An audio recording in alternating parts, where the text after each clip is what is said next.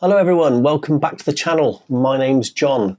Finally, it's the part 4 and indeed the last part of my attempt at developing black and white film at home for the first time. If you haven't seen the previous 3 parts and you want to, I'll leave links in the description below, or you can just jump straight into this one and see the mess I made. Won't waste any time, let's jump straight into it.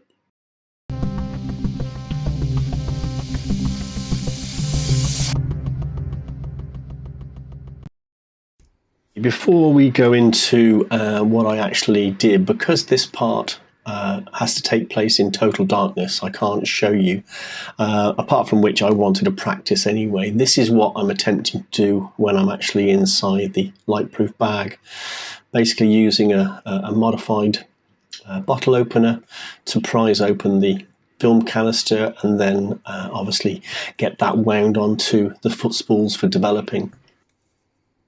I have to say I found this a lot trickier than I anticipated.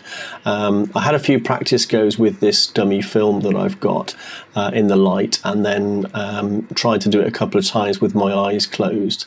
But for some reason, whether it be psychological or not, I found it actually quite difficult once it's inside the bag, more so than just with my eyes closed. But eventually I did, with a bit of struggling and a bit of swearing, I managed to get it onto the reel. It's quite nerve-wracking in the fact that at any point you could be making a mistake and you've no way of finding out until it's too late, until all the developing process is done.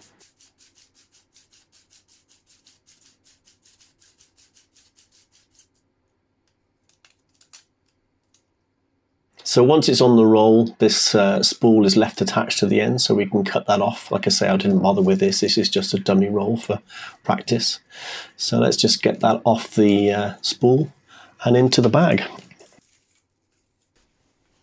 Okay, so loading up all the bits and pieces into the light-proof bag.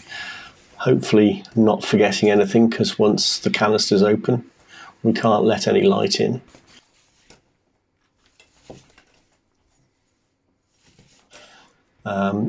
I checked and rechecked that I had everything.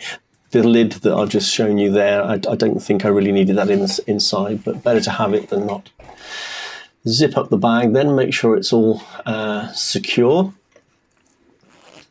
and we can begin the process.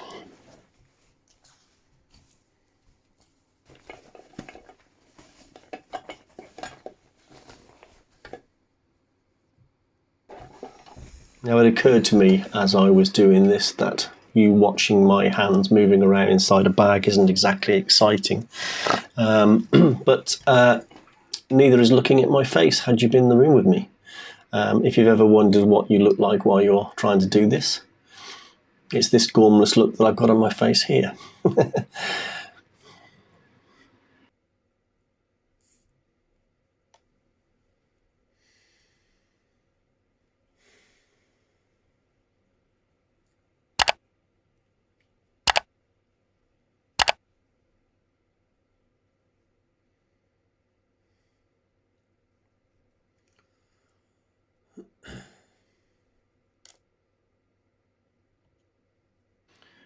So after about 10-15 minutes getting 2 rolls onto a spool, I'm hoping that will speed up with time. It was time to prepare the chemicals.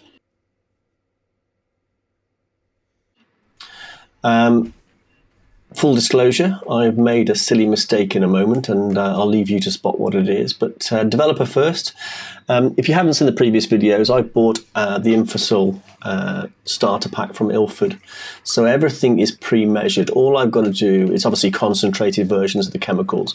All I've got to do is dilute them with water up to 600 millilitres, so whatever amount they gave you in the pack, top it up with water to 600 and you've got the right amount. Obviously, if you're not using the starter kit, because it isn't economical really in the long run, then obviously make sure that you read the instructions first and dilute to the correct amounts, etc.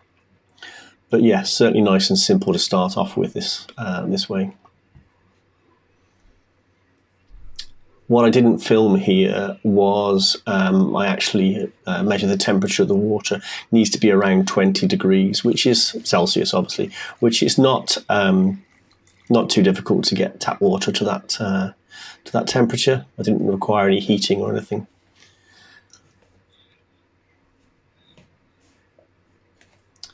That's the developer done. So this is now the fixer.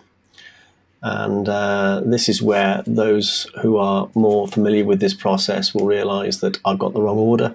So the order of the chemicals should be developer, then a stop bath, then fixer, and finally a wash stage. However, I'm doing them out of sequence here. Luckily, I spot it before we actually develop, and I put them back into the correct order. But I was spending more time making sure that the camera was showing the right thing and that sort of stuff. And I do think my advice to you, if you're going to try this for the first time, is don't try and video yourself as well, because it's too much to think of. At least it was for me.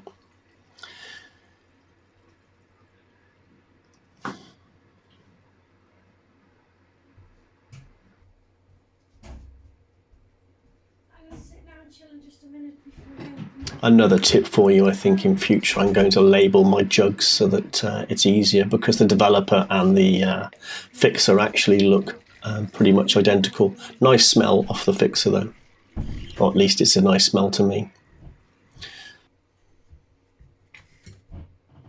So yeah, try and be a bit more organised than I am, and everything laid out in front of you. But that's the developer and the fixer. So now time for the stop bath. This one's quite a distinctive look to it. It's a deep sort of yellowy orange colour.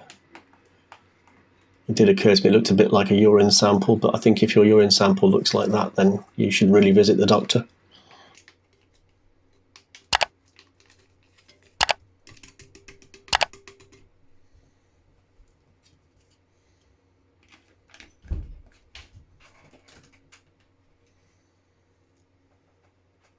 Again, another great smell off this chemical, just reminds me of my youth.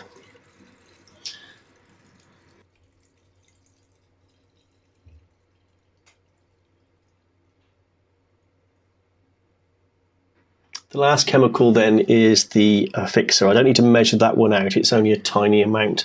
In the starter kit it is 2 capfuls, so it's quite a tiny amount. It's basically a detergent to wash everything off and to hopefully prevent streaking when it's drying. So it's just really these 3 chemicals that you need to measure out. Right, there we go, 3 chemicals, slightly wrong order there. That yellow one should be in the middle, but we're ready to start. Now obviously this is quite a long process, so I've sped everything up for you. First stage, pour in the developer.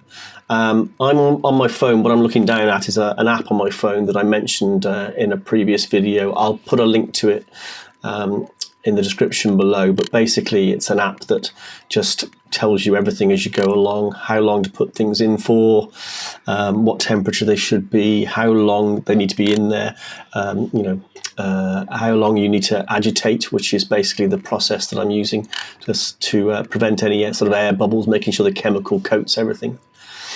At this stage, I am slightly panicked that the film isn't on the reels properly, and this will be a complete waste of effort, but we'll see. So luckily, remember to put the stop bath in next. So developer first, then the stop bath to stop the process, and now that's the fixer going in, which is going to obviously fix everything in place.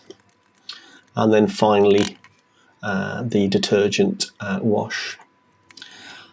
Whilst I'm waiting for the timer, shortly you'll see me leave. I'm going to attempt to get ready to hang the films up to dry.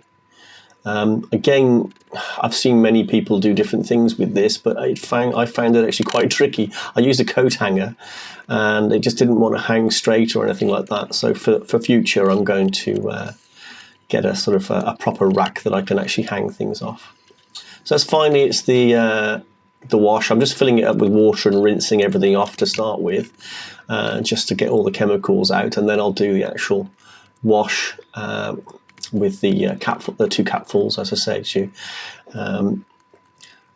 Good agitation on that, make sure it's all completely clean. And then finally empty that out and just rinse it off under the tap again. So there's my hanging affair, which is to say didn't work too well, but you live and learn. Just showing the camera there, it's actually all sort of frothed up. That's quite normal because it is just basically soap. Rinse it all out, and then the moment of truth. Have we got any images? I developed 2 reels here. I'm only actually showing you one in the video just because it makes it quicker.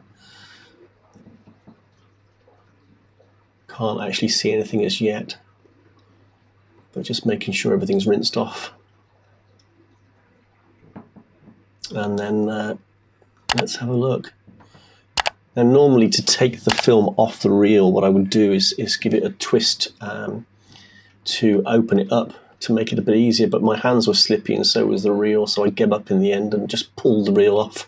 Probably shouldn't have done that, but I wasn't convinced I was actually going to get any images, but sure enough, there's something there which is remarkable. At this point, I'm just not trying not to look like I'm absolutely over the moon, but also shocked. So I'm going to hang it up. I used a squeegee as well, just to sort of take all the excess water off, which I didn't bother filming. Once it's dry, then it's time to cut the negative up into manageable slices. I did sort of 5 or 6 frames and just cut them up and ready for scanning. Now what I've done just to get the images into this picture, I just did a really quick and dirty scan with DSLR, which I've talked about before. But yeah, here's some images from the photo walk.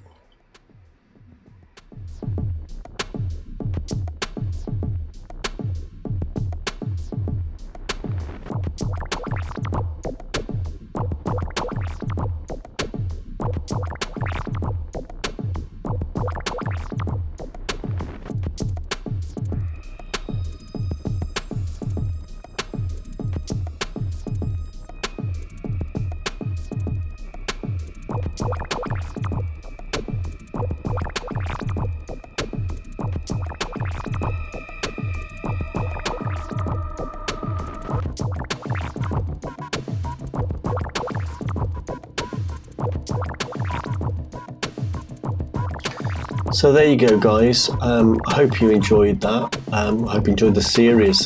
Please don't be put off having a go developing yourself. I made a few silly mistakes. I've learned a lot from it, but I'm really excited about doing some more in the future. So thank you very much for watching. Please like and subscribe and comment and all that sort of stuff, and I'll see you next time.